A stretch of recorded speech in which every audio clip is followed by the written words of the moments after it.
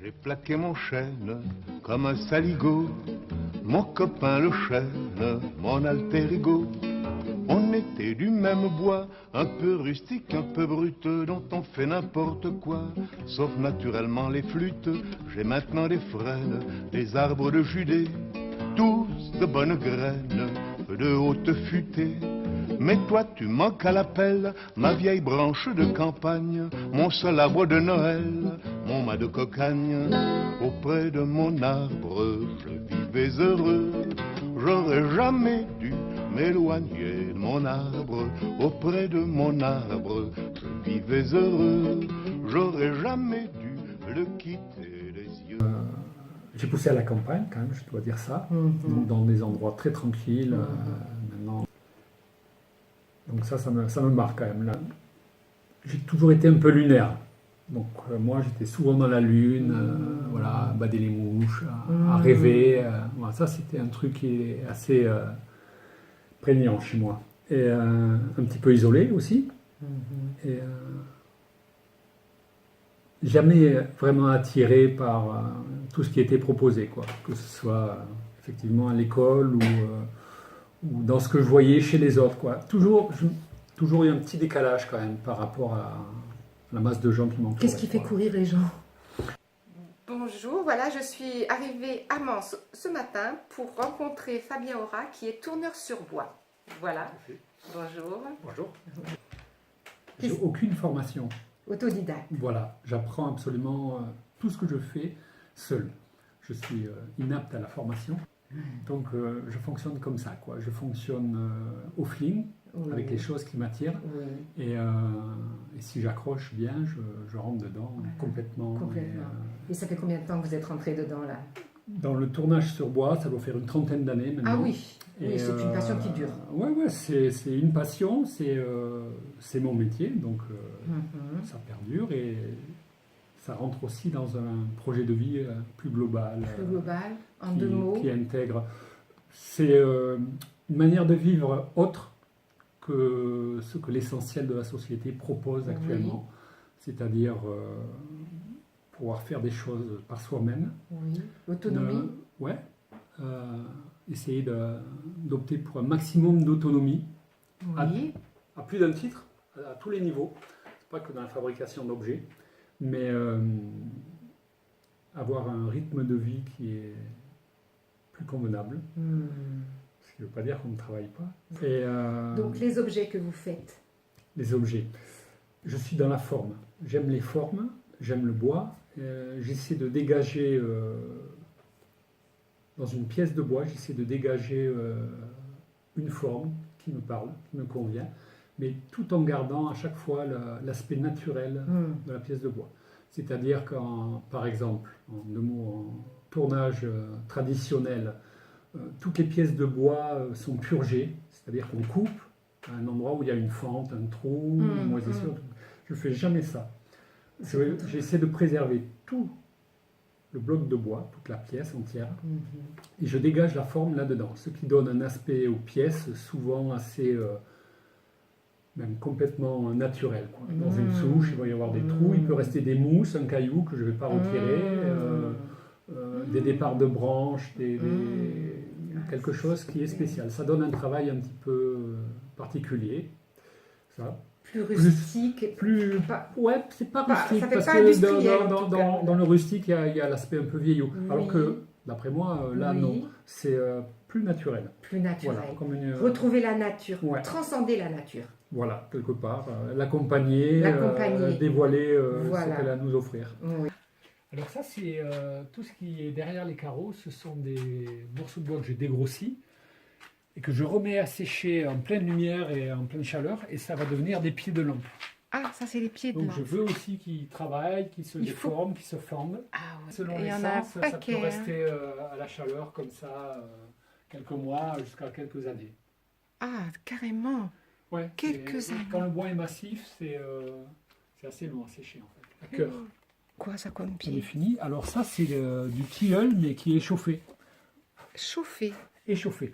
C'est-à-dire c'est du bois qui a été au contact de l'humidité dans la nature, ou qui était posé sur le sol. Oui. Et c'est un début de champignons. Le bois est assez clair comme ça. Oui.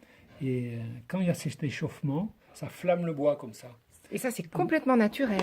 Ça, c'est absolument naturel. C'est magnifique. Absolument naturel. Peinture moderne. Et ouais, ça c'est les champignons qui travaillent pour moi.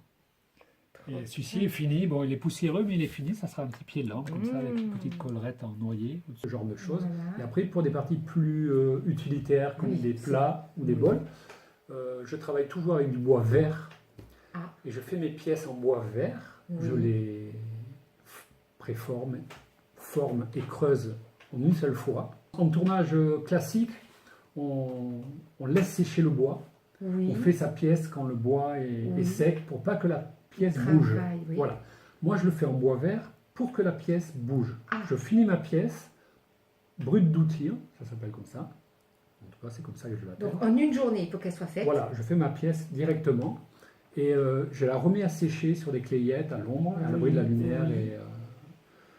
Et donc, au fur et à mesure que l'humidité qui est dans le bois se résorbe, le bois se rétracte et il prend une position naturelle que vous n'aviez pas deviné qui lui convient. Impossible à deviner. Donc, tout dépend de l'essence, tout dépend de l'épaisseur du bois, tout dépend de la forme donnée, tout dépend des conditions climatiques. Donc chaque pièce prend sa forme absolument comme elle l'entend. Et une fois qu'elle est sèche, que le bois est en place, c'est le bois qui a choisi sa position. Donc en fait, il n'y a plus tellement aucune pièce qui soit ronde. Les pièces elles se déforment. Parce qu'un tour, c'est un petit peu... C'est très rond. C'est très rond, mais si on fait ça avec un bois sec, bon, quand la pièce sort du tour, elle est absolument ronde. Mais avec ce système-là, donc elle prend une position qui lui convient seule. Et donc là, il y a des surprises. C'est plus vivant, quoi. Ouais, c'est plus, la vie qui s'exprime. C'est plus unique, on va dire. Chaque pièce, le bois n'est pas forcé, quoi. Il prend sa place seul. Vous voyez la forme du plat dont on parlait tout à l'heure. Il a travaillé. Quand ça sort du tour, c'est absolument rond. Voilà. La difficulté après sur ce genre de pièces, c'est que tout le travail de ponçage se fait à la main. Parce que comme c'est plus rond, on peut pas la mettre sur la machine. Bien sûr. Ça ne doit pas être entraîné. Donc c'est un peu plus long, mais la pièce a pris sa forme seule. Et quel genre de bois? Alors, parce que vous utilisez quoi pour la... Moi, manger dans les assiettes en bois, j'adorerais, mais par exemple, nous, on a des assiettes pour la maison en bois. On utilise du tilleul. Le tilleul. Parce que il y a des bois qui sont plus adaptés à certaines situations que d'autres. Pour la cuisine, le tilleul. Voilà, le tilleul, c'est un bois qui est léger, qui n'est pas nerveux, mais qui est résistant. On s'en sert beaucoup en sculpture. Donc, comme on va y mettre des soupes, des potages, du chaud, du froid. Et ça marche, ça reste dedans. Ça reste dedans, le bois ne travaille pas. Et, il n'y a aucun produit dans... Il n'y a aucune finition. Alors sur nos assiettes à nous, au départ on mettait de l'huile de cuisine pour l'aspect un peu brillant en côté. Mais bon, maintenant, voilà, ça c'est mon assiette. Ça. Et donc là, il n'y a aucun produit de finition. Le bois est brut. L'assiette est un peu allée parce qu'on mange à l'intérieur. Et la salade, l'huile et tout ça, si vous voulez, le gras de la nourriture pénètre dans le bois et le protège naturellement. Et ensuite, on les lave à l'eau sans produit vaisselle. Sans produit vaisselle. Pour pas que les parfums contenus dans les produits descendent dans le bois et aromatisent le bois désagréablement. Et elles sont lavées à l'éponge avec côté gratounette, on les frotte énergiquement pour enlever toutes les particules de nourriture et rincer à l'eau et année après année, elles restent jolies. Combien d'années celle-là? Elles se foncent. C'est beau avec Celle-ci, combien d'années? Je ne sais pas, 3 ans celle-ci? Ouais. 4 ans. Ouais, 3-4 ans. Ouais. 4 ans.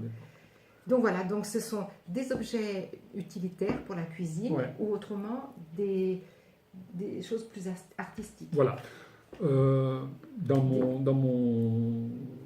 mon idée à moi, tout est artistique. Toutes les formes. Non, mais ce que je veux dire, c'est que les deux fonctions sont essentielles.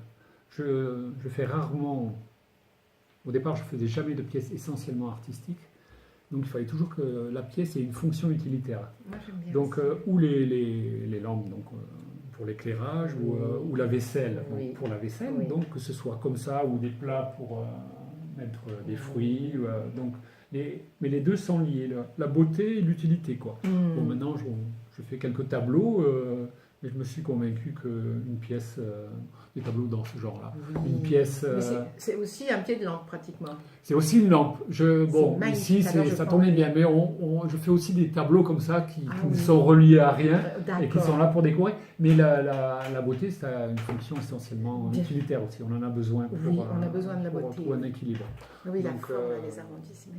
Je bats la campagne pour dénicher la nouvelle compagne, Valencelle-là, qui bien sûr laissait beaucoup trop de pierres dans les lentilles, mais se pendait à mon cou quand je perdais mes billes. Auprès de mon arbre, je vivais heureux, j'aurais jamais dû m'éloigner de mon arbre.